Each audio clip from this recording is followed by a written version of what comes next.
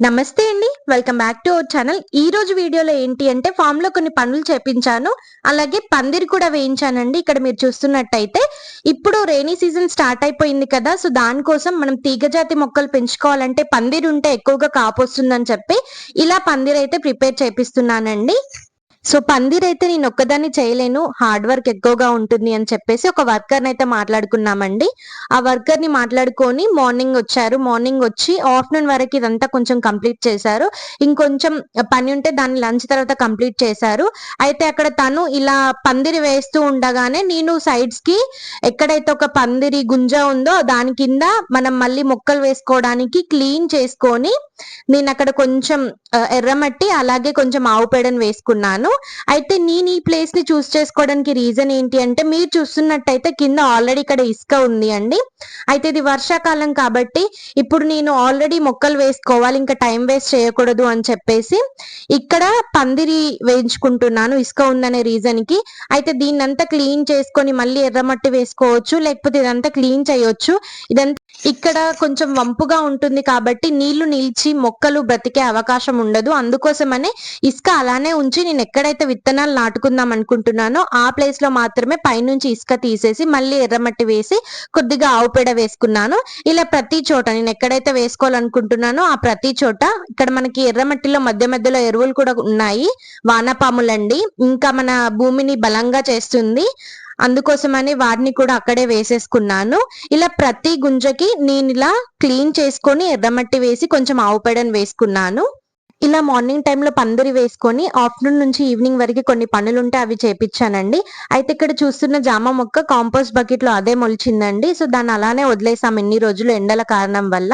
ఇప్పుడు వర్షాలు పడుతున్నాయి. అదే సమయానికి నేను వర్కర్ ని కూడా పిలుచుకున్నాను కాబట్టి నాకు హెల్ప్ అవుతుంది. నేను ఒక్కదాన్నే ఇదంతా చేయలేను కాబట్టి ఇప్పుడు దీనికి ఎంతవరకు గుంత అవసరం ఉందో అంతవరకు హోల్ చేపించానండి.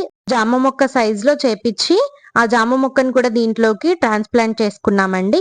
అయితే జామ మొక్క బకెట్ లోనే మొలిచింది కాబట్టి బకెట్ కంపల్సరిగా పగలగొట్టాల్సిన అవసరం ఉందండి. ఎందుకంటే దీంట్లో రూట్ సిస్టమ్ డ్యామేజ్ అవ్వకూడదు అని చెప్పి మనకు తెలియదు ఏది మెయిన్ రూట్ అని చెప్పేసి అందుకోసమనే డిస్టర్బ్ చేయకుండా మెల్లిగా బకెట్ నైతే మేము పగలగొట్టేసామండి. ఇక్కడ మీరు చూస్తున్నట్టయితే నేను పర్లేదు తీద్దాము అని చెప్పినా కూడా అస్సలు తీయనివ్వలేదు అతను. ఎందుకు అనంటే మళ్ళీ మొక్క డ్యామేజ్ అయిపోయి బతకకుండా వేస్ట్ అయిపోతుంది. ఇంత పెద్దగా ఉన్న ముక్కని మనం పాడు చేయకూడదు అని చెప్పేసి నిదానంగా దీన్ని మొత్తం ఆ బకెట్ లో నుంచి అయితే తీసేశాడు. తర్వాత ట్రాన్స్ప్లాంటేషన్ చేసుకున్నామండి. ఒక్క సైడ్ పలగొట్టినా కూడా మనకి మొక్క బయటికి రాలేదు. మళ్ళీ ఇంకొక సైడ్ కూడా పలగొట్టారు. తర్వాతనే మనం మొక్కని ట్రాన్స్ప్లాంటేషన్ చేసుకున్నాము. ఆ ట్రాన్స్ప్లాంటేషన్ చేసుకున్నాక దాంట్లో కూడా మంచిగా ఎర్రమట్టిని వేసుకున్నామండి. ఆల్రెడీ ఇది కాంపోస్ట్ బిన్ కాబట్టి మనకి దీని సాయిల్ చాలా హెల్దీగా ఉంది. అలాగే దీంట్లోకి మనం చాలా వెజిటేబుల్ వేస్ట్ అలాగే ఎగ్ షెల్స్ అలాంటివి కూడా వేసాము.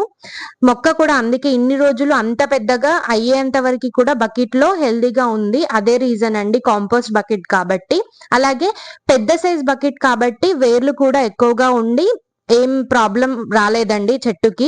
అదే చిన్న సైజ్ బకెట్ లో అయితే మన మొక్క ఎప్పటికీ ఇంత హెల్దీగా గ్రో అయ్యేది కాదు.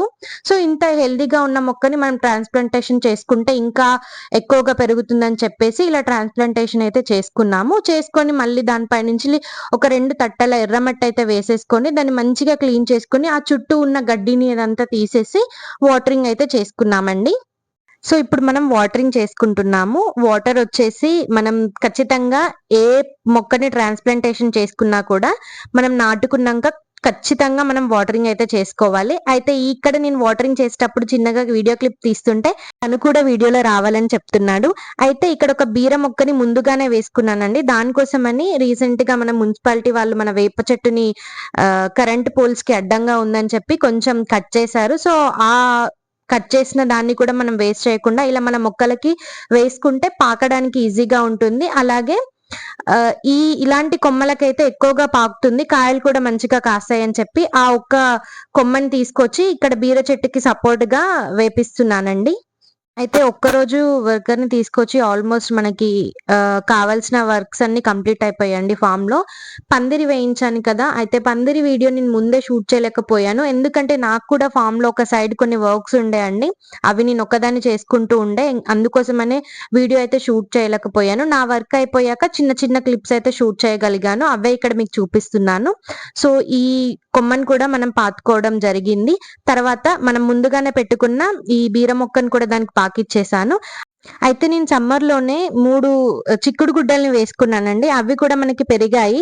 సో, వాటికి కూడా సపోర్ట్‌గా కొంచెం చిన్నగా పందిర్‌లాగా వేయమని చెప్పాను. వేశాడు. అది కూడా మేము పెట్టేసుకున్నాము.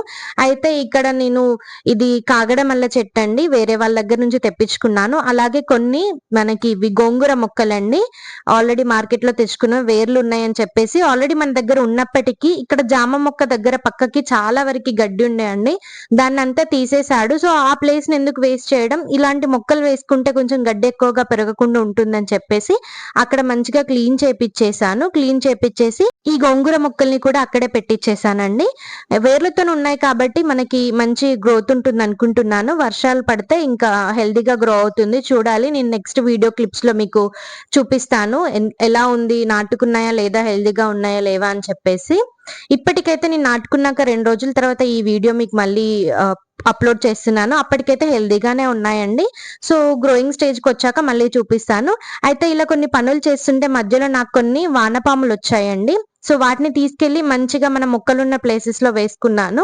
అలాగే ఇక్కడ ఎంట్రన్సీ దగ్గర నేను కాగడమల్ల చెట్టు వేసుకుంటున్నానండి. చలికాలంలో ఈ పూలు ఎక్కువగా పూస్తాయి. ఇంకా ఎంట్రన్స్‌లో రావడంతోనే మనకి మంచిగా మంచి బ్యూటిఫుల్ లుక్ ఉంటుందని చెప్పేసి అక్కడ పెట్టుకుంటున్నానండి. అందుకే ఆ రీజన్‌కి. తను లేకపోతే ఇలా చెట్లు నాటుకోవడం ఇలా చిన్న చిన్నవి అన్నీ నేనే చేసుకునేదాన్ని. కానీ అప్పటికి పందిరి వేయడం అయిపోయింది. ఇంకా కొంచెం గుంతలు తీయడం నాకు కొంచెం కష్టంగా ఉంది అని చెప్పేసి చేపిచ్చానండి. ఇలా ఈ మొక్క పెట్టేశాడు. అలాగే మనకి మధ్య మధ్యలో కొన్ని రేగి మొక్కలైతే ఉండేనండి. అవి వేర్లతో తీయాలి. ఎంత కట్ చేసినా కూడా మళ్ళీ రీగ్రోత్ అవ్వడం జరిగింది. ఇక్కడ ఈ మొక్కకి వెనకాల కూడా సేమ్ ఉండే అండి, తీసేశాడు. అలా కొన్ని ఆ పనులను కూడా కంప్లీట్ చేపిచ్చాను. ఆల్రెడీ మొక్కలున్న సైడ్ ఇంకొంచెం ప్లేస్ ఉందండి. దాంట్లో మళ్ళీ మనం ఏమైనా కూరగాయలు వేసుకోవచ్చు అని చెప్పి దాన్ని కూడా కొంచెం క్లీన్ చేపిచ్చి ఇలా మనకి కట్టర్‌లాగా అయితే చేపిచ్చానండి.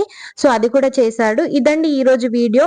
పందిరి వేసుకొని అలాగే కొన్ని పనులు కూడా కంప్లీట్ చేపిచ్చాను. ఇంకా ముందు వీడియోస్‌లో ఈ పందిరికి నేను ఏమేం విత్తనాలు వేసుకుంటాను, ఏమేం విత్తనాలు పందిరికి వేసుకోవచ్చు అనేది కూడా మీకు చూపిస్తాను. సో, మరిన్ని ఇలాంటి ఇంట్రెస్టింగ్ వీడియోస్ కోసం మన ఛానెల్‌ని అయితే సబ్స్క్రైబ్ చేసుకోండి.